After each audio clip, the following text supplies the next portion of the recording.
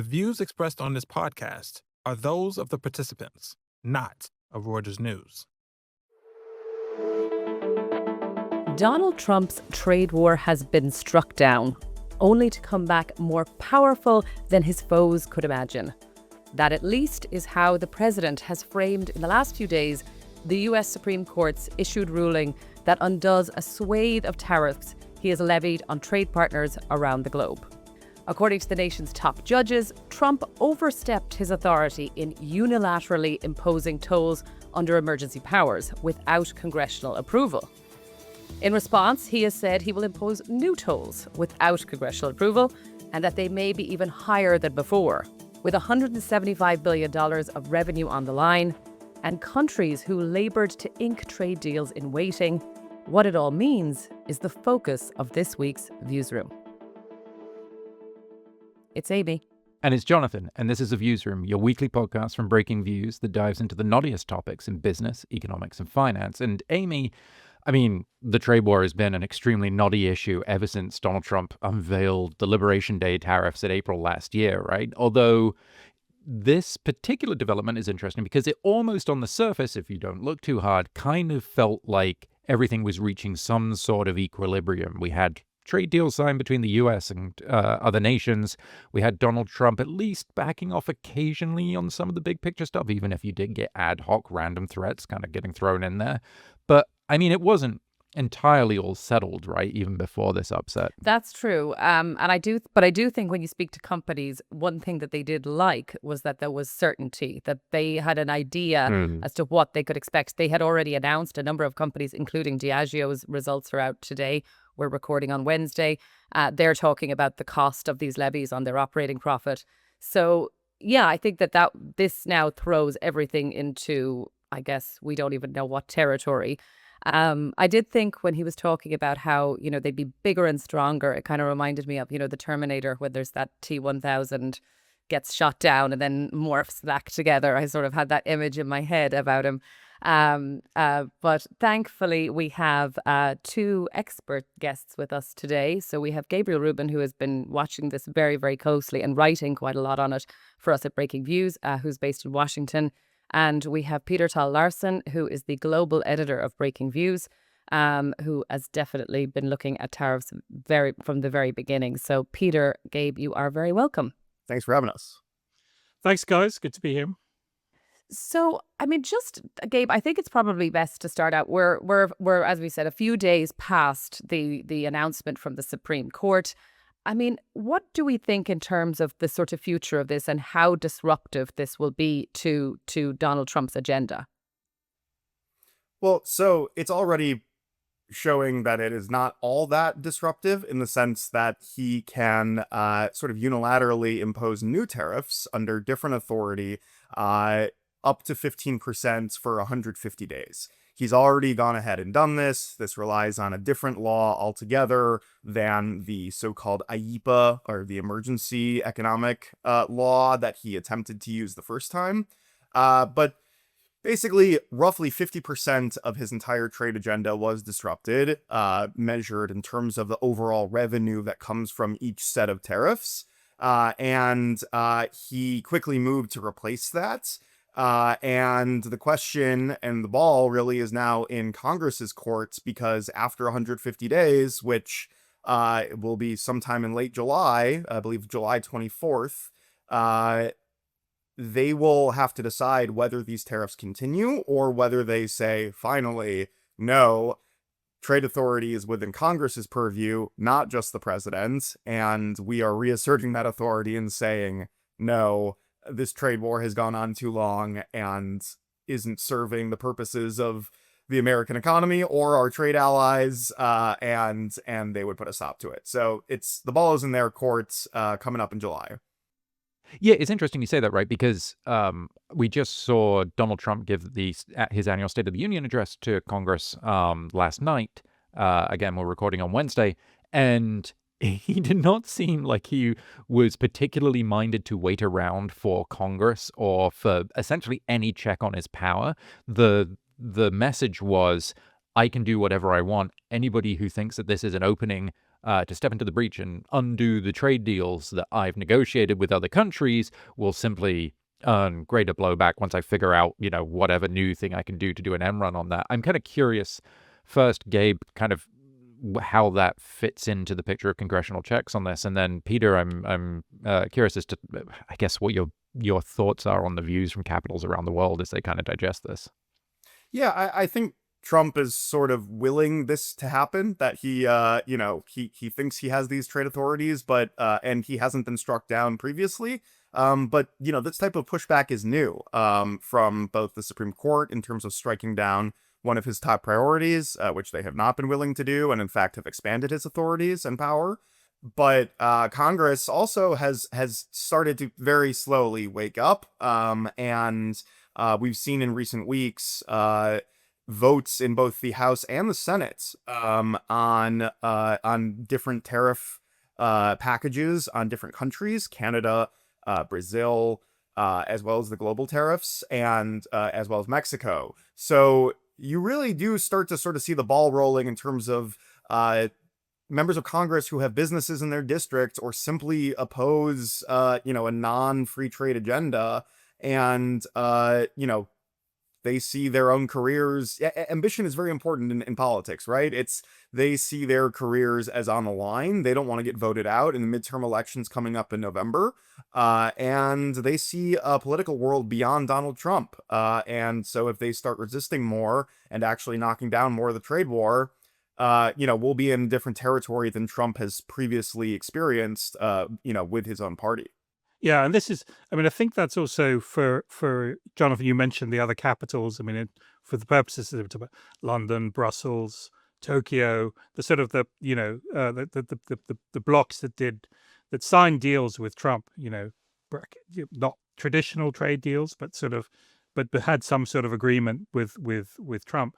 That will be one of the things that they're trying to pass out, is basically, what can Trump actually really threaten here? Because there's this great phrase that's that's come up a lot in the context of all these discussions, which is that, under the old regime, Trump had what's called escalation dominance, right? So he could, if he did his Liberation Day tariffs, and okay, they put those on pause, but the threat was there.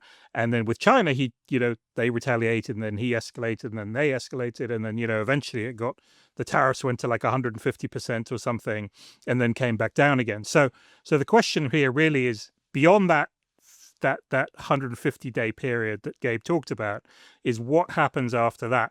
Can he use other authorities to impose new, longer-lasting tariffs, which then achieve some of what he was achieving before? The other thing to bear in mind, if you're one of the countries that is, so the UK, the EU, Japan, other places that have done deals, is these countries have secured some exemptions, right? So there's they've agreed to certain tariff levels, but they've also managed to, so for example, in the European and Japanese case, they managed to secure exemptions from the higher tariffs on cars and car parts.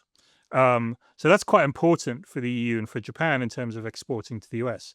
So there is also a calculation there, which is, if you start messing with you start revisiting that deal, do you then lose some of those exemptions that you have? Because he does have the authority to put tariffs, at least so far, at least subject to future legal challenge. He does have the authority to put those tariffs on specific industries, so he can still make life different. And then there's an additional consideration which varies from country to country, but which is really what other things could he do to make life difficult? So if you're the EU, one of the big factors in terms of the EU's thinking has been about Ukraine and about keeping the US on board. Initially, in terms of funding Ukraine, that's no longer happening. But even then, in terms of just supporting Ukraine with military equipment and intelligence and various other things. So there's a multi-part calculation, which means that even if the negotiating positions have shifted a bit as far as trade is concerned, it might still be the interests of some of these countries to stick with what they've got. I was curious, actually, Peter, because our colleagues Neil Unmack and Yawen Chen wrote about this exact idea, right? There's this notion about whether Trump is sort of weakened in some way and whether they could scrap the deal and actually go harder. And Peter, I'm just really curious to hear your thoughts on that, just in terms of the idea that, because I understand what you're saying about companies and all these, different things, exemptions that companies have now in place. But is this a point where you could go, actually, we could just scrap this and maybe go for something further, or is that just too big of a risk? I mean, I think maybe I'll go first, but and then I'd be interested to hear what Gabe says. But I think that clearly that's the discussion. And in the EU's case, the additional complication is that Brussels is negotiating on behalf of 27 different countries, who all have different interests.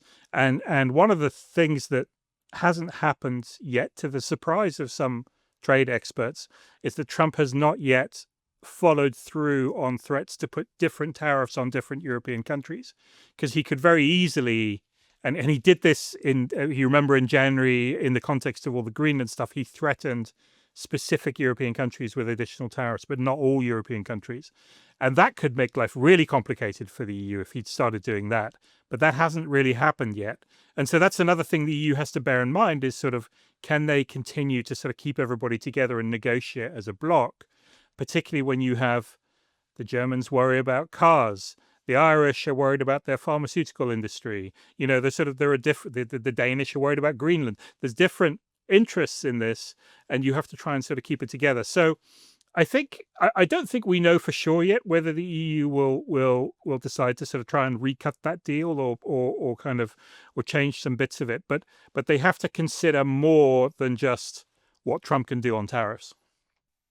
The other trouble here is that these deals aren't really ratified in the traditional sense. I mean, these agreements are, I think, us in the media, we have a tendency to sort of report these as trade deals. But these are not trade deals in the traditional sense that are negotiated over a 10-year period, line by line, by faceless bureaucrats whose names we will never know and whose work goes largely unrecognized.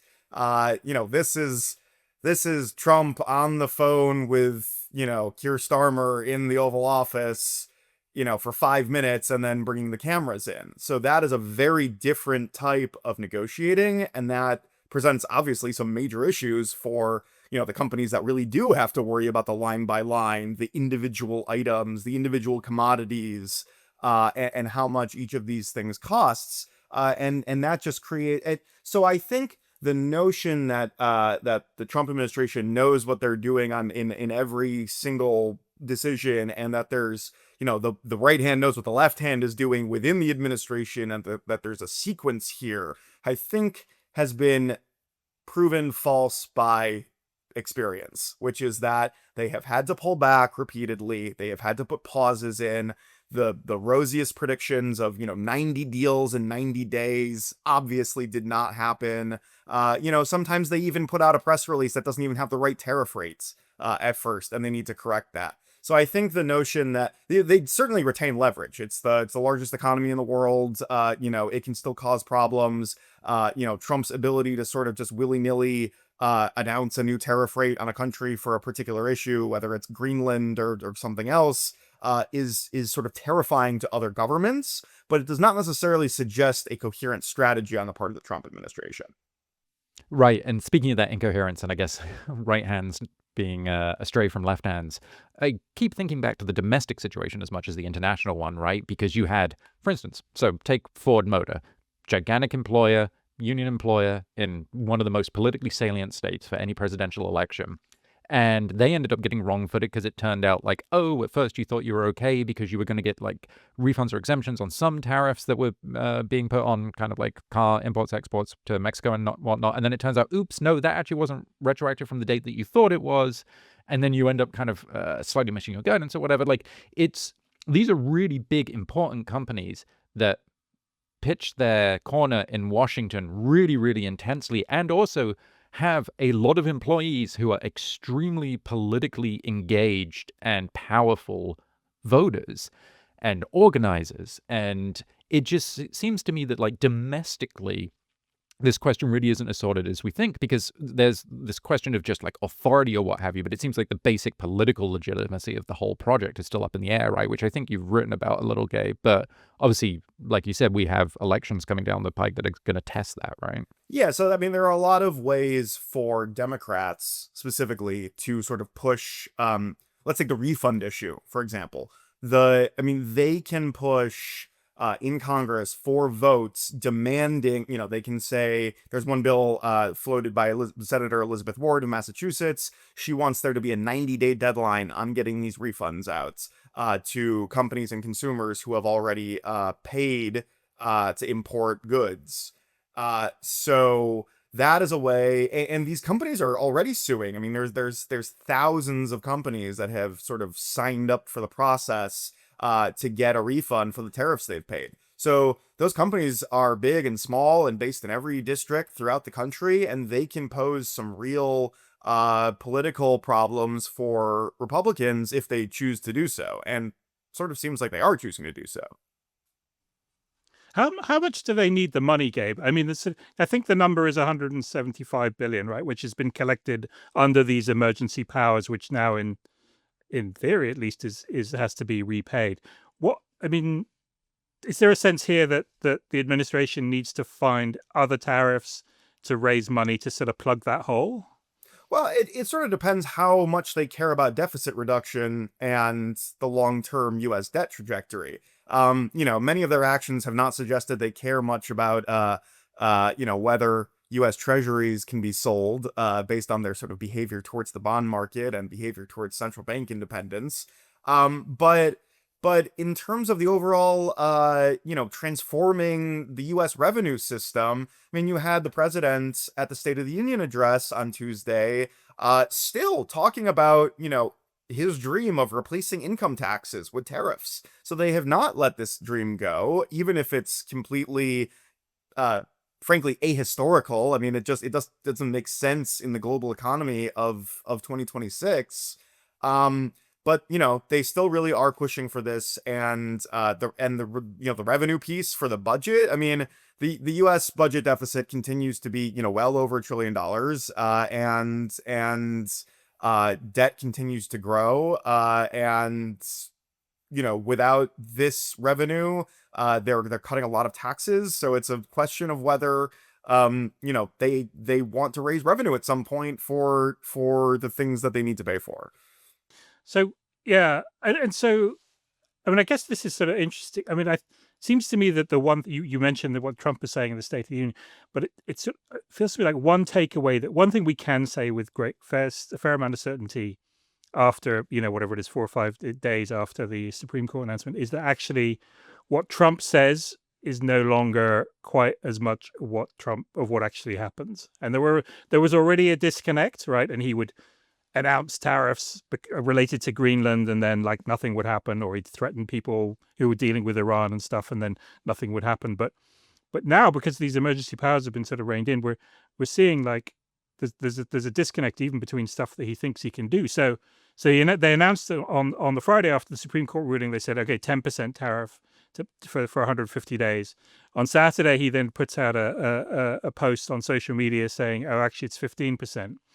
And then when the tariff comes in on the Monday, it's back down to 10%, because 15% was going to cause all kinds of problems with UK and the EU and stuff, and the countries they'd done deals with. So I think if there's one thing that we should all sort of take on board from this, everything is very uncertain. We don't know what's going to happen, but we need to take with an even bigger pinch of salt now whatever Trump says on tariffs, because he can't quite make that happen in the same way that he used to.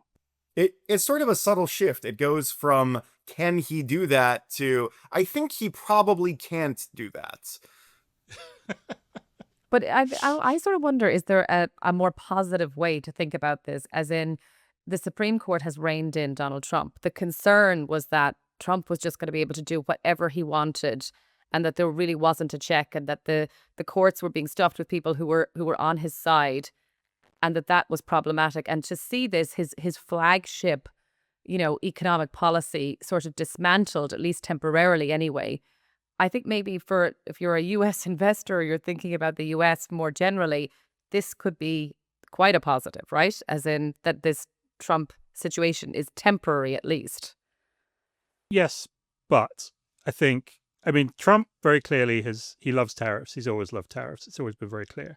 And, they do have other levers they can pull. They can use these Section 301 tariffs, which are sort of, you have to prove unfair trade, but they have used them in the past with China. They'll probably use them again. And going back to the revenue point that we discussed earlier, there is also just a need to raise money. So, and protectionism it's not like there's a huge political groundswell in favor of removing all tariffs or anything like that. I mean, Joe Biden left Donald Trump's original China tariffs in place when he came into office. So I think it would be naive to think that sort of tariffs are going to go away. I think all that you can hope for, I think if you're a trading partner in the US, is that whatever tariff regime comes in will be a little bit more grounded in reality and a bit more planned out, and therefore also a bit more permanent in terms of allowing people to plan around it. But it will take a little while for the picture to become clear.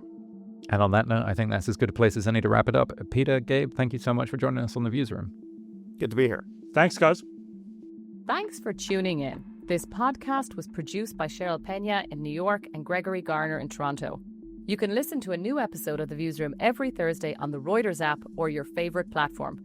And don't forget to tune in to our sister podcast, The Big View, every Tuesday, as well as the other great podcasts from the Reuters team. If you like what you heard, please follow the Viewsroom and let us know what you thought. We have a new email address where you can send feedback, which is breakingviews-podcasts@tr.com. And check out our views on the biggest stories in business and finance every day on breakingviews.com and on reuters.com.